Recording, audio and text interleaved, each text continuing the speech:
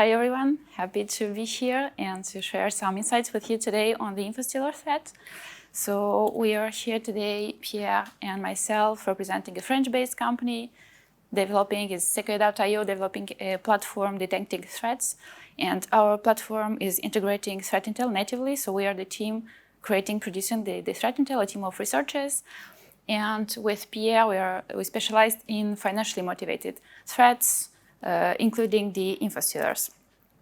So today we'd like to, at the beginning, talk about some key elements and context, key points, and then break down our understanding of the ecosystem built around credential theft and the stealer as a service ecosystem. And then we will outline our methodology when analyzing and investigating the threats, with always the how and the why. And we will always bring an example of the stealer, which is an Infostealer sold as a service on underground forums since January 2023, and that we analyzed. So let's start with this first part, really very quickly. What are Infostealers? I'm sure you are already familiar with that. It's a family of malware with capabilities of collecting and interesting data for attackers, and then exfiltrating it to the attacker's infrastructure. So we're talking about data such as web browser data, emails, or cookies, or other files and documents of interest that are stored on the device of the victim. Who are operating stealers? It's a very wide ecosystem today. Within our investigation and databases, as we are doing financially motivated investigations, for us, the stealer as a service ecosystem is a financially motivated one. Sure, you will have hacktivists and you will have state-sponsored actors that are using it, such as Sandworm, for example, or Russian cyber army. But essentially, the ecosystem itself, it's believed to be financially motivated. And then you have actors such as initial access brokers or ransomware that are fed by this data collected by Infostealers. For example, you have Vidar stealer widely used by Royal Ransomware or others. And the proof is that, for example, one prime target for access brokers and ransomware is Brazil, and it's uprising. And you'll see that for Infostealer is the same trend. So you'll always see the correlation between those ecosystems, which is the proof that they are working a lot together. So now, who are these actors? And what is more important is that we need to understand how we can map their activities and interactions. First of all, I will break down some big principles, and then Pierre will explain the structure of this stealer as a service ecosystem, which is, you guess, very structured, increasingly professionalized, the image of DDoS as a service or ransomware as a service. So it's a wider trend within the cybercrime ecosystem. You have very specialized actors running companies quick and easy today, so you don't have to be very technically advanced or performant. It's a very low barrier in entry, and I'll let Pierre detail the functioning of this model. So, as Livia introduced already the term of Malware-as-a-Service, here is our representation of the model, which is divided in two parts. So in one hand, there are developers of the malware, developers of the C2 panels, and also operators that are in charge of the support or making the communication on the different channels. And in the other hand, there are customers that are other threat actors of this same ecosystem, that when they subscribe to the model, they get access to a build of the malware, which is already configured to communicate with the right command and control. They get an access to the panel to get the logs, the telemetry, and so forth. And they also have a direct communication line with the support for any kind of request or documentation. So in this model, customers are in charge of delivering the payload to the victim. And to make this whole model works, buyer and seller need place to communicate. So they're favored cybercrime forums such as XSS, Exploit, but there are many others. And they also favor the use of Telegram for their advertisements. What makes this model really efficient is once the price for the customer, and the second argument is really low requirements for the customer that don't need to know how to develop malware or to deploy their server to operate some kind of campaign. So here is a timeline we made of the 2 past years regarding the Infostealer as a service. What is important here is not the name, but the number of newcomers and the number of Infostealers that are rebranded in this ecosystem, which is a good example of the profitability of this business and why some actors are switching from botnet activity to the stealer activity, such as Aura, which is shut down right now, but it was a good example of the interest in this model. So, as already introduced, threat actors favor the cybercrime forum to advertise their services. Those forums are really useful for them because they have dedicated sections for malware advertisement. And they also use Telegram channels to give discount, for example, to their further clients. So now we better understand how this model works, and I will let Livia talk about the traffers. Yeah, so we just saw how actors are developing it, selling, or renting. And now I'd like to detail another key, a small but a key element of the credential threat ecosystem, which is traffers. It is a type of threat actors dedicating, specialized in distributing stealers.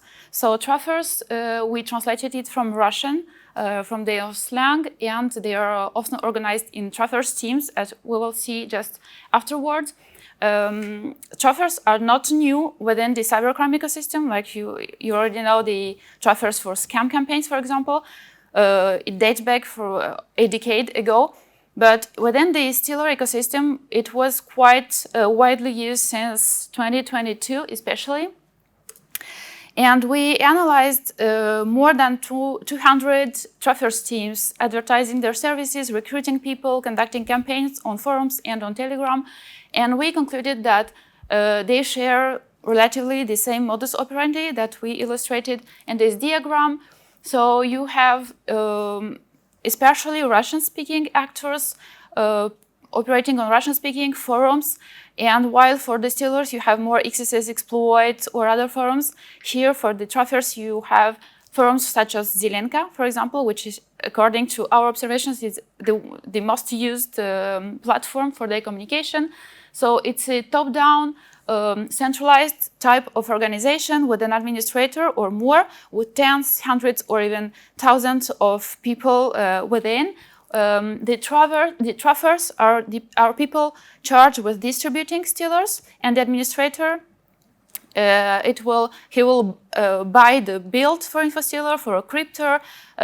He will recruit traffers and then provide them with manuals, with techniques, with other builds or Telegram bots, and then ensure the monetization also of the stolen information, because basically it's a top-down and then it's down-top when it comes to communicating the exfiltrated data to the C2 server of the administrator that will later sell it.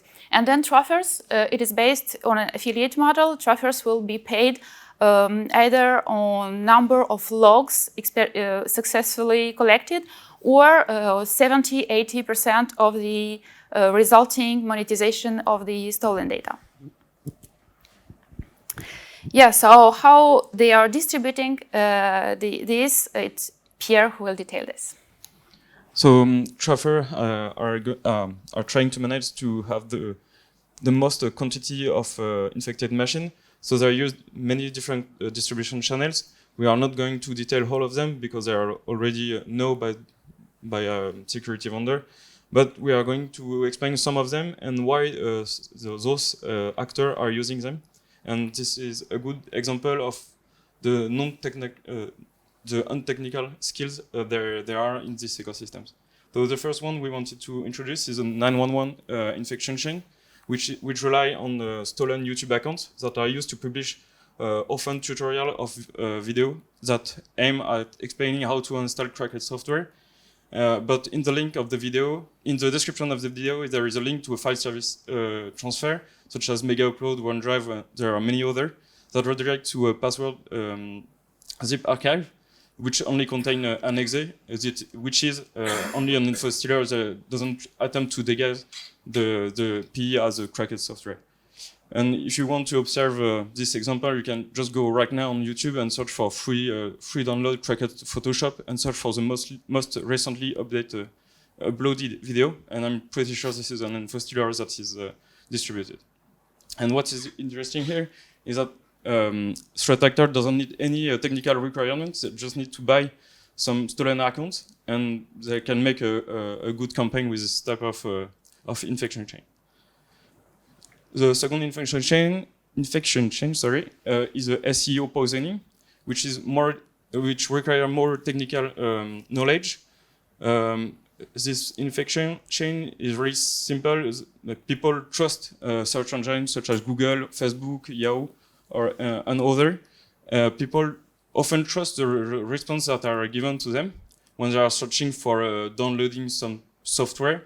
And so they get tricked to get redirected to the attacker website and get compromised the same way as we saw in the 911 infection chain.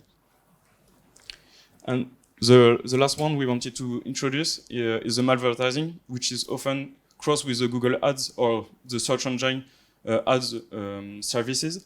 Here is an example of the Zoom Download Center, which is a copy of the legitimate website that you use to distribute Infostealer.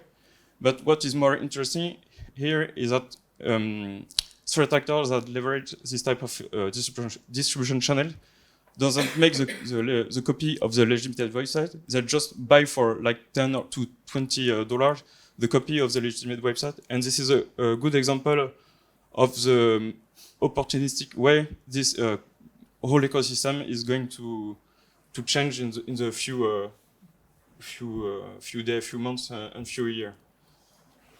And so after creating a malware, renting it, and distributing it, it comes to monetizing stolen data. So there is several ways for threat actors to profit from it. There is a lot of occurrences when threat actors are monetizing it directly, like stealing cryptocurrency wallets or credit card information. But in this case, in the ecosystem of Stealer as a service, the most current way of monetization is selling data, and they are calling this logs. So in this long stolen data is called logs. They are selling it more often in bulk, like thousands or 10,000s of logs. Often it is shared free because cookies or other data expires very quickly. So it is an indicator also, like the price will be fixed according to the freshness of data or other principles. And then you have sellings by unit, which is more expensive. Here you have a screenshot of the Genesis platform, which is still active even after the partially takedown operation. And you have very detailed accesses sold one at a time. So I just said the price is often fixed according to the freshness or the quality of a log. And it's fixed or it's obtained with the aid of some dedicated software, as for example soft checkers. You see this on forums also, a lot of threat actors selling it, and then team administrators will buy it and check the logs collected by truffers and then pay truffers according to the quality of the logs collected. So now the third part will detail our investigation method.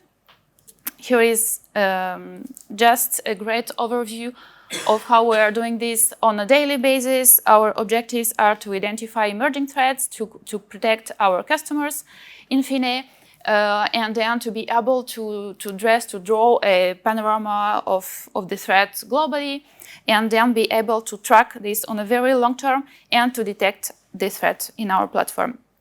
So let's start step by step with the first stage, that is monitoring emerging threats.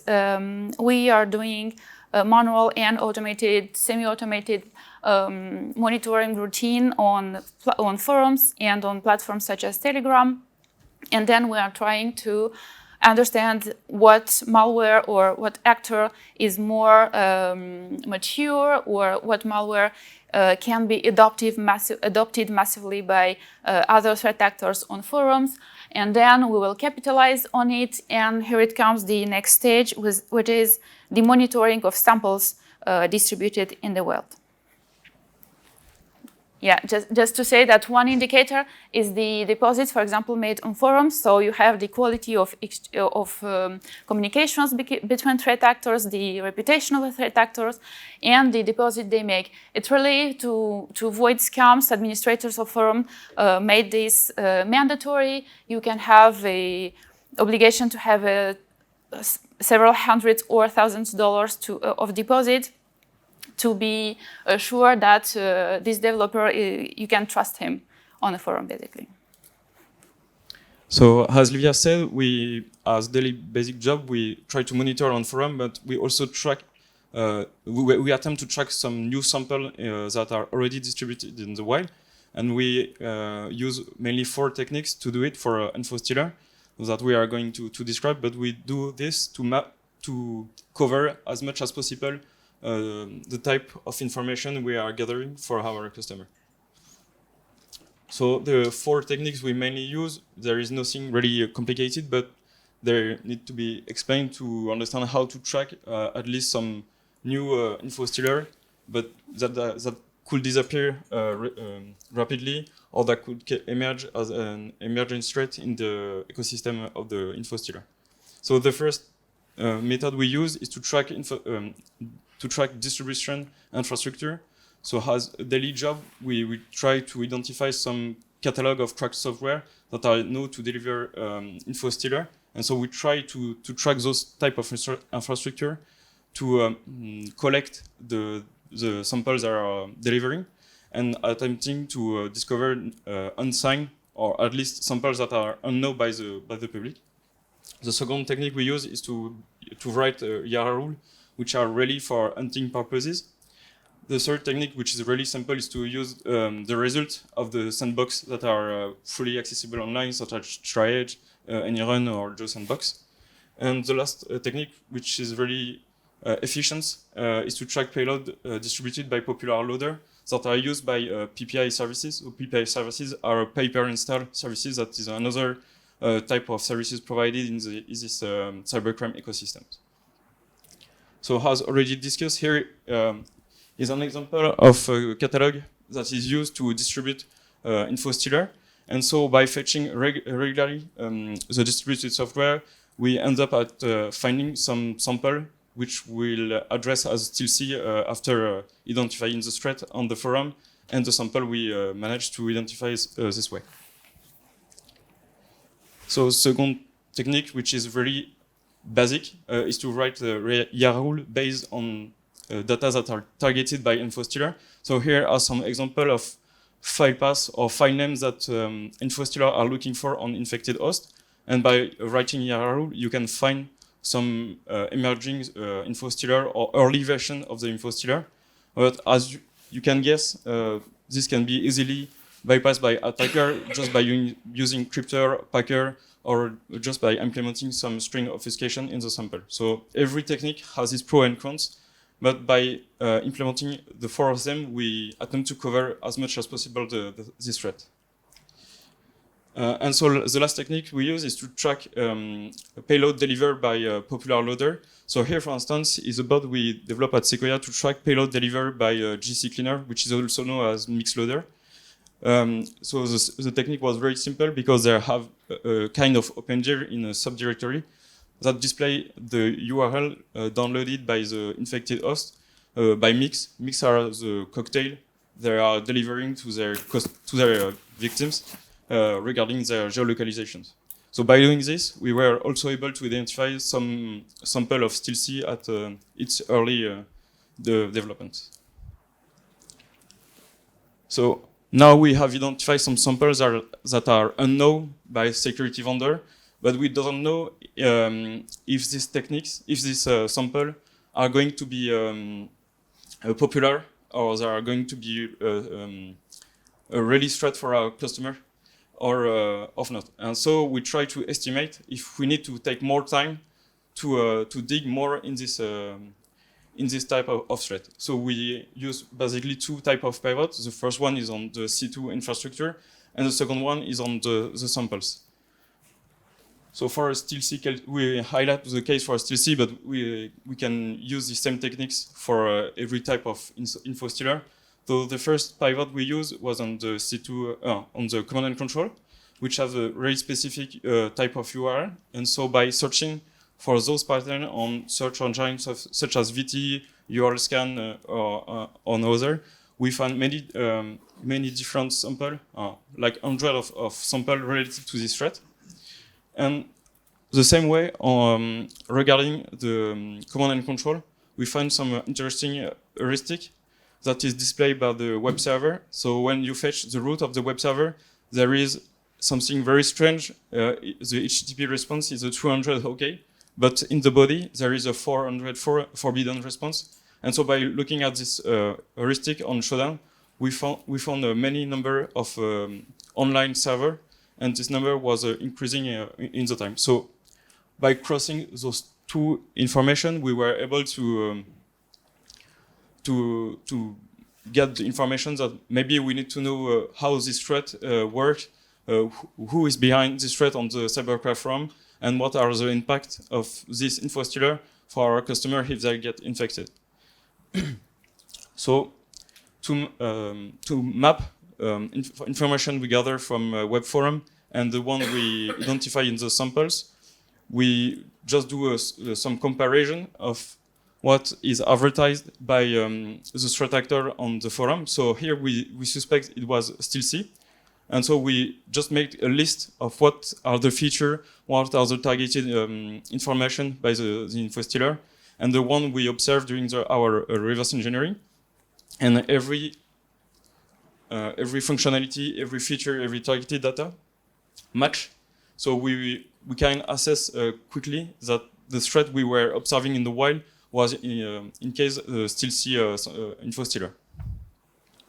So here is our how we manage to identify those functionality by doing reverse engineering, but we don't want to do reverse engineering just to identify those features. We want also to improve our signature of the malware in the time. We also want to understand better the ecosystem. Maybe the developer of this infostealer is related to other threats that are already distributed in the wild. And so by doing some reverse and deep analysis of the sample, we want to cover all these aspects of the threat. So for StealC reverse, there is 3 initial steps. So the first one is the implementation of some anti-analysis, which is an opaque predicate. The name of the technique is the jump in the middle. But fun fact, this is managed by the last version of IDA. So we don't care anymore of this technique right now. The second stage is the string obfuscation, which is a very standard in the infostealer ecosystem. It's only use the RC4 algorithm. And the last technique we need to cover before understanding how the stealing functionality and how the communication protocol works, we need to resolve the dynamic API. So the stealer implements some API dynamic resolutions. So when we manage to understand how it's done, we can dig in the functionality of the stealer. So as Livia introduced in the targeted application, we won't list all data that are collected by StealC. There is no interest in it, but it basically have the same type of data that is collected by StealC than for other stealer. And what is interesting is they are implementing some functionalities that become more popular in the infostealer ecosystem, which is a file grabber, which is based on a regular expression that is executed on the infected host. And we observe that some new stealers that come in the market have also this functionality too. And there is a really interesting fact about the network connectivity with StealC is that for every data that is interesting in your infected host, it will send a HTTP request to the server. So if you manage to put a very sensitive information on your host, you will see many connections to the C2 server of the attacker. last but not least, by analyzing StealC, we found many correlation between StealC, Raccoon, Vidar, and Marstealer, and in fact we can assess with a high confidence that the developer was at least have access to the code of those Infostealer, or maybe participate in its development. And so we, by analyzing how the protocol works, how is steal data on the infected host, we check the documentation case of our analysis. But we want to track this threat in the time for our customer to ensure that we have the full coverage, or at least as much as we can do with our understanding of the threat. And so we try to improve our YARA we made for the track. We try to improve our heuristic by the C2 we are collecting and the sample we are collecting too, and we are crossing all this information to ensure our pattern and heuristic are enough to cover all the C2 that are up at this time. And if we have time, we write some configuration extractor to ease our next investigation that involves StealC Infostealer. Okay, so let's conclude this talk. We are dealing with a more sophisticated, mature ecosystem today. It poses a threat because of its wide distribution, but also because of the fact that it becomes more targeted, if I can say that, for a cybercrime threat. Because, for example, you have now Infostealers that are distributed through Microsoft Teams. So you can see that they are trying to target professionals or companies networks. Then on the other side, you have a very increasingly mature and in numbers increasing threat, which is correlated with the cybercrime threat in general, like the stealers, like the ransomware or the initial access brokers. Like today, you can really see how they cooperate, because ransomware, when they will sold a ransomware-as-a-service, they will integrate in their kit a stealer. It can be a custom, but most of the time it's a commodity stealer. Then on the other side, stealers operators, when they will advertise stealers on forums, they will say at the end, our stealer fits the usage of the traverse teams. So you see that they try to fit each other's use case. Then, of course, this malware-as-a-service system, the switch, because today the most organized groups are functioning on this business model, is also a proof of their maturity. Attacks become more widely stealer became more widely distributed, and for defenders, it's increasingly difficult to deal with that. And then, yeah, they are very reactive. Like, for example, they are distributing itself with using artificial intelligence lures or other very actual subjects. And then you've seen the Raccoon operator that was arrested earlier in the year, and the Genesis partial takedown. So I think for Raccoon it was the first case when an operator of Stealer was arrested. This is good and bad in the sense that for them they have a certain sense of immunity, because as an Infostealer operator you're a part of somehow a low-scale cybercrime, right? And you cannot be legally